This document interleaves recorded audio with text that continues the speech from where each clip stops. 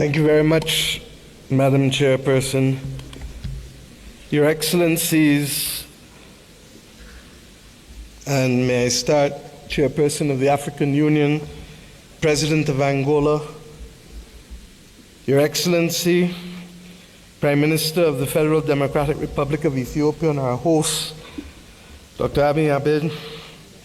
Your Excellency, outgoing Chairperson of the African Union and President of the Islamic Republic of Mauritania, Your Majesties, Your Excellencies, Heads of State and Government of the African Union, and First Ladies present, Your Excellency, the President of the Palestinian Authority, Your Excellency Antonio Guterres, Secretary General of the United Nations, Your Excellency Musa Faki Mohammed, Chairperson of the African Union Commission, Your Excellencies, former heads of state and heads of government of the African Union, distinguished delegates, ambassadors, and guests all. I stand here clothed in the spirit of the battles of Adwa, conscious that it was that battle within 24 hours that shook the confidence of the powers of Europe, but inspired the people of Africa and the children of the African diaspora that good would prevail over evil and light over darkness, but only in the context of our unity. I stand here conscious that it was that battle that forged the beginnings of Pan-Africanism that eventually led to the movement for independence and the destruction of the colonial powers to give us not full development and power, but the first steps of political independence. I stand here conscious and buffeted by the dreams and works of the great Pan-African pioneers, and conscious that as a children of the Caribbean, we have long dreamt for the moment of unity with our brothers and sisters of Africa, a division that was secured by those whose success and survival depended on separation of us rather than on the ability for us to act as one common people.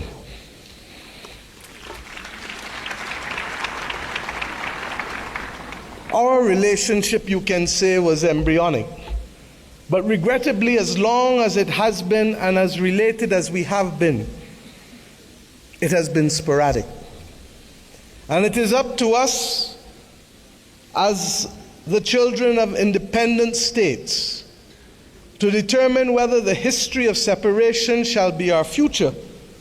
or whether the spirit of Adwa can be our inspiration to confront the challenges of a new world.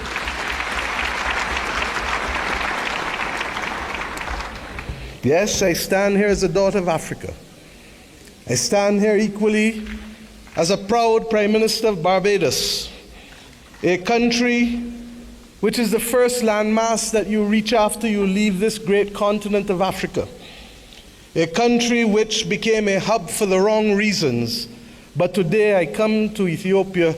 to share with you in the African Union that we can be a hub now for the right reasons between our two peoples. I stand here as the proud chairman of CARICOM, the Caribbean community, recognizing that as a member of the 6th region of Africa, we have come to reclaim our Atlantic destiny.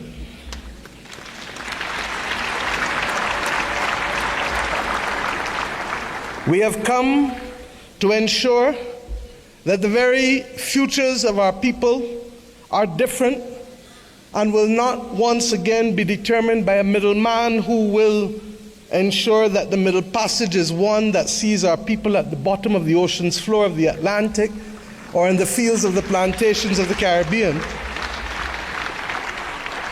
but instead that it will be a future that sees our people, hears our people, feels our people, and that will determine in future that it is we who shall forge the manner in which we cooperate,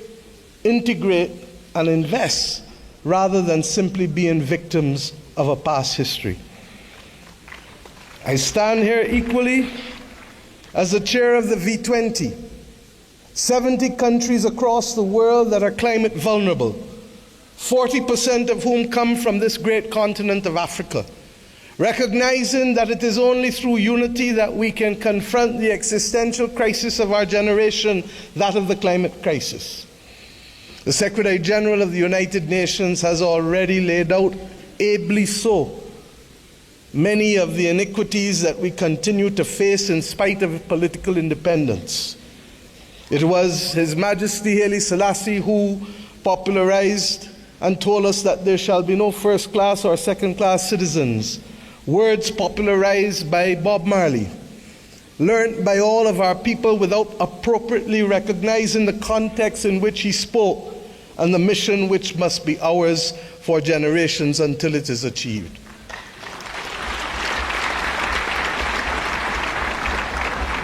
He told us that there would be war if there were first-class and second-class citizens. He told us that there would be war if the color of our skin was more significant than the color of our eyes. And we see here in the continent the continued descent into conflicts born out of ethnicity differences, born out of a mad grab for resources, not invariably for our own benefit, but for the benefit of others who seek to use our people as pawns in the determination of their own future. But we stand here as proud people, and we have enough among ourselves to know the difference between right and wrong, and to forge a future that is not for a few, but for the many. Indeed, as the world confronts the climate crisis, it is the poorest of the poor who remain the most vulnerable to floods and droughts and hurricanes. It is the poorest of the poor, and soon to be the middle of the middle, who will no longer be able to access insurance and therefore to be able to forge ahead with development if we do not make changes. We have examples of a partnership that have worked for us, not just from the spirit of Adwa and the conquest and the rise of the Pan-Africanist movement in our history, but within recent times. During the COVID-19 pandemic, it was the African Union, under the leadership then of President Ramaphosa, and with the assistance of Dr. Tedros of the WHO, that recognized that the Caribbean, which was being marginalized by denial of access to basic therapeutics, basic medical equipment, to vaccines, that we should not be left as pariahs on the global landscape, but that our brothers and sisters in Africa would bring us through the Africa Medical Supplies platform to be able to ensure that we could secure for our own people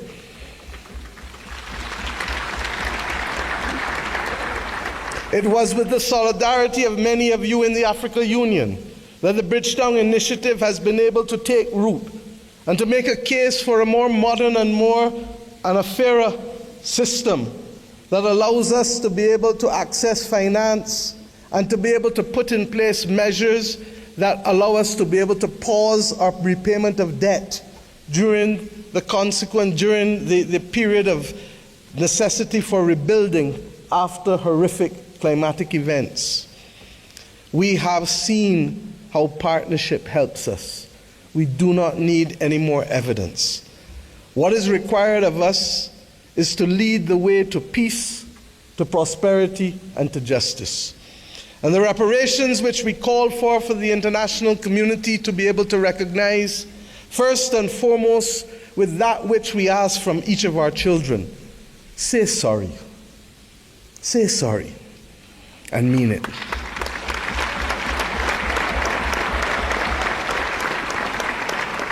And after you say sorry,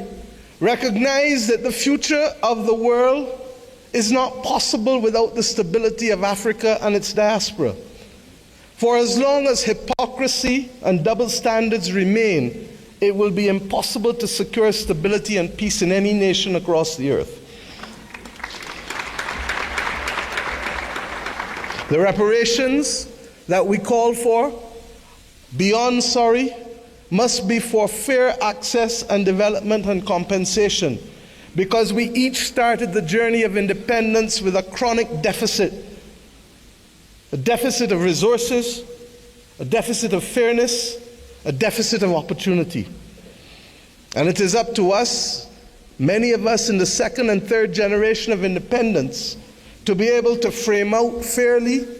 in a mature conversation what those reparations must look like if we are to attain justice and to inspire the young people of this world that good must always prevail over evil. But it is not only the reparations that we ask from the international community, because we ourselves must repair the damage that was foisted on us. The notion that transit visas, begging for them, must be the lot of our people in order to move across this world cannot be something that gives us satisfaction.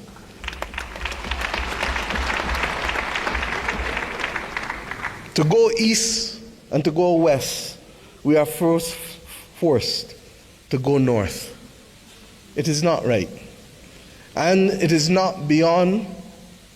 the heads of government and heads of state, of the region,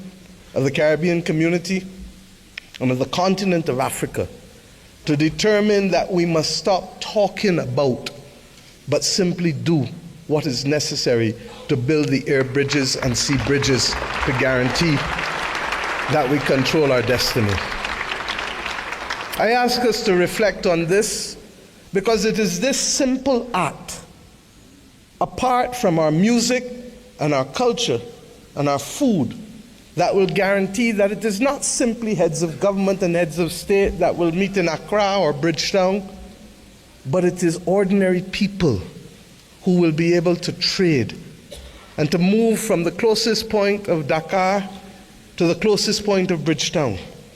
to be able to open up the opportunities that technically ought to be available not just simply through the Africa Free Trade Area or the CARICOM single market and economy, but through the combined opportunities provided by both.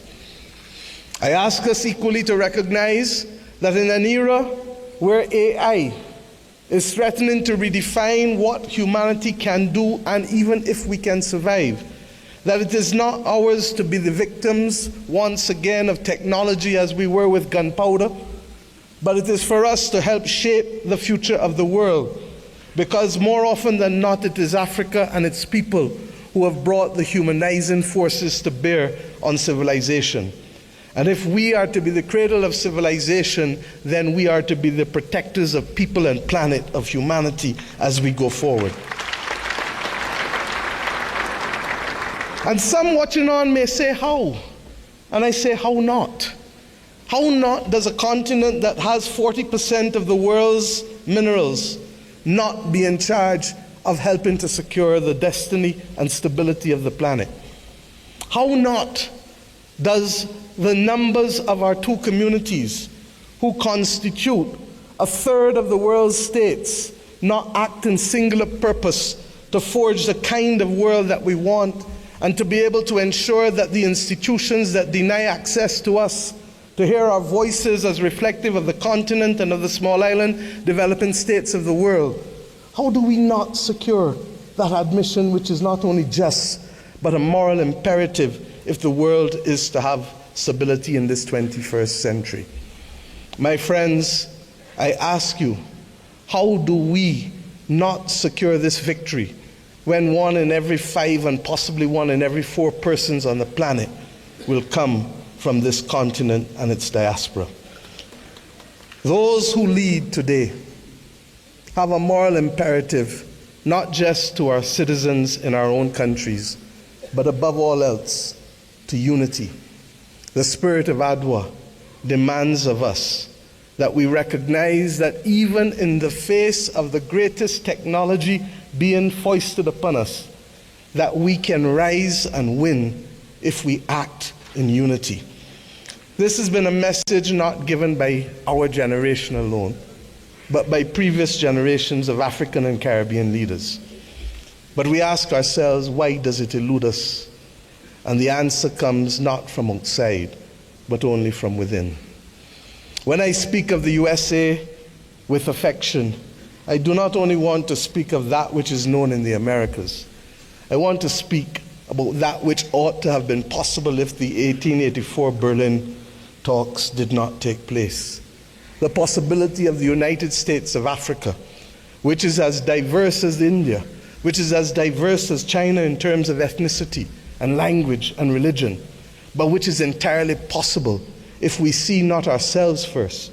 but we see the unity of ourselves together. This may be the cry of a naive and romantic daughter of Africa.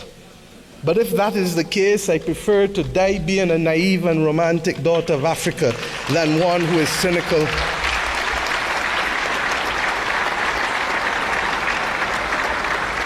and one who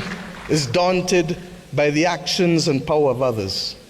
We know what it is to stand in unity with you to fight apartheid and to fight for the liberation of the peoples of Africa. For when President Castro stood to send people from his own country to southern Africa to free your people, it was in my own country that the planes refueled, ensuring that that battle was possible. And when 100 years ago, almost, a Barbadian man and woman left our nation and left the United States to come here, Arnold and Mignon Ford, he wrote the anthem and lyrics of the anthem of the United Negro Improvement Association, UNIA, and his wife dared to establish a co-educational school here in Ethiopia, ensuring that boys and girls could receive education in a time and at a time when war was dominating the global landscape. They chose to see light rather than darkness. I ask us today, in tangible terms, that will allow our people to travel, that will allow us to pool our investments to ensure that the people of Africa not be denied the electricity that is so necessary as a platform for participation in the new world. I ask us not only to pool that investment, but to also ensure that we pool our voices, because there is too much division in this world today. There is too much war and there is too much conflict. And we know what precipitates and causes that. If we leave Addis Ababa with the commitment that the world is not going to be safe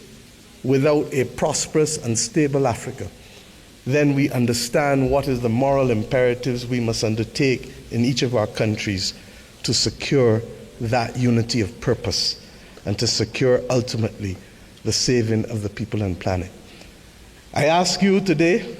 to recognize that, and I thank Prime Minister Abiy Ahmed for agreeing that the first in-face summit of CARICOM and the Africa Union should take place here in Addis Ababa on the 7th of September of this year of our Lord.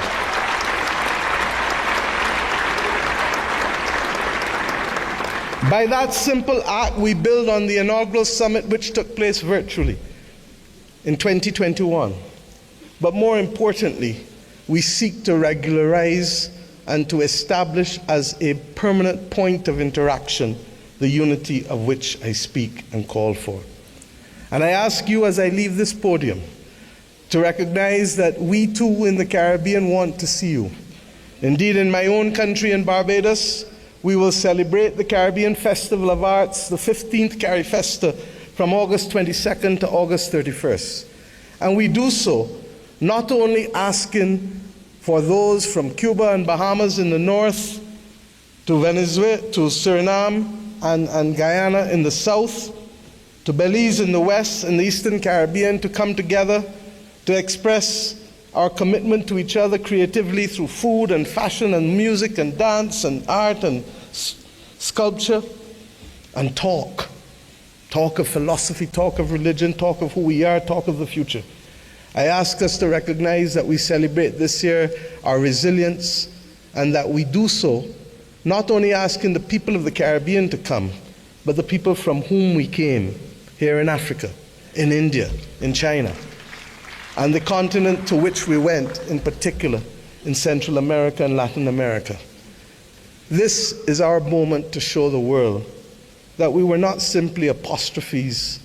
to the history and the modern history of humanity, but that truly we are the ones who can level the playing field and to create the opportunities that will allow the world to see people, hear people, and feel people, and to value the planet and its biodiversity at the very time when it is greatest in crisis. Let us remove the scars of history and be firm craftsmen of our fate, recognizing that the only people who can stop us now are we but ourselves. We have to emancipate ourselves from mental slavery and to build the future that our people want of us, and to give them that pride that is theirs. And we must do so in the spirit and with the results of ADWA. Thank you.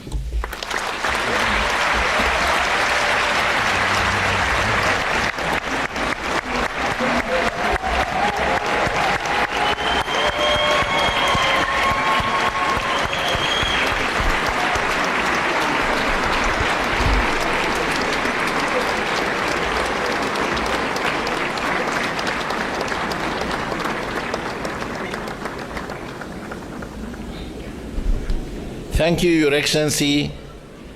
Prime Minister of Barbados, Chair of the Caribbean